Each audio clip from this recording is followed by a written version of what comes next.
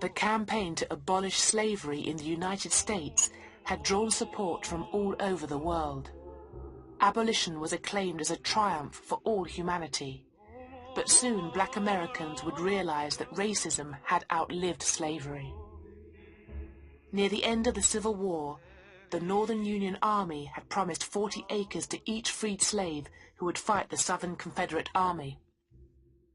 But the following year, the order was rescinded, and the lands were returned to the white plantation owners of the South, leaving many with no choice but to work for their former masters.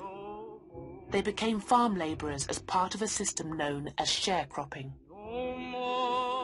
The way it worked is that a black family would work for a white landlord for a period of a year.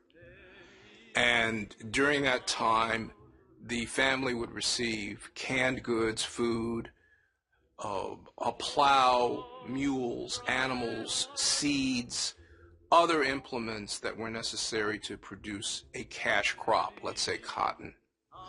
And the split was half, 50-50, minus the costs that had been incurred during the previous growing season by the black family.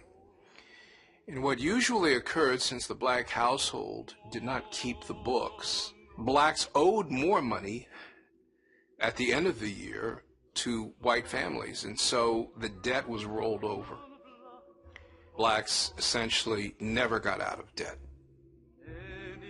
After the Civil War, the 13th and 14th Amendments to the Constitution outlawed slavery and extended the vote to adult black men.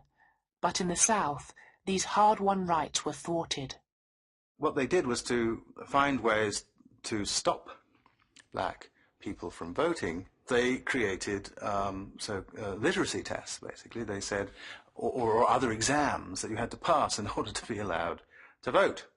And a white person would show up and they would be asked, what country is this? And they would say, United States, go ahead, vote. And then a black person would show up and they'd first of all see if they could read. And if they could read, they would then ask them a question like, what is the third phrase in the First Amendment governing religion? Which, of course, most white people couldn't have answered either. By the end of the 19th century, the Southern states made it legal to offer so-called separate but equal services to their black citizens. These laws denied black Americans equal access to public amenities, such as education and transport, turning the United States into a racially segregated nation. Soon, millions living in the land of the free found themselves trapped by the Jim Crow system, named after a vaudeville act that ridiculed black people.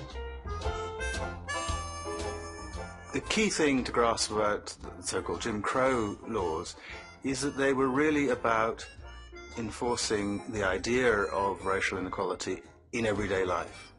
And so there were laws that explicitly governed things like where black people could sit in buses, whether they could stay in hotels, which hotels they could stay in, whether they could eat in the same places and so on. But also around them was a set of practices of everyday life which were not legally enforceable, but which reflected the very same ideas. So, for example, black people weren't supposed to look white people in the face in the street. I mean, if there was not enough space on the pavement, the black person was supposed to get off. Or in the end, if you looked in the wrong place, if you did what was once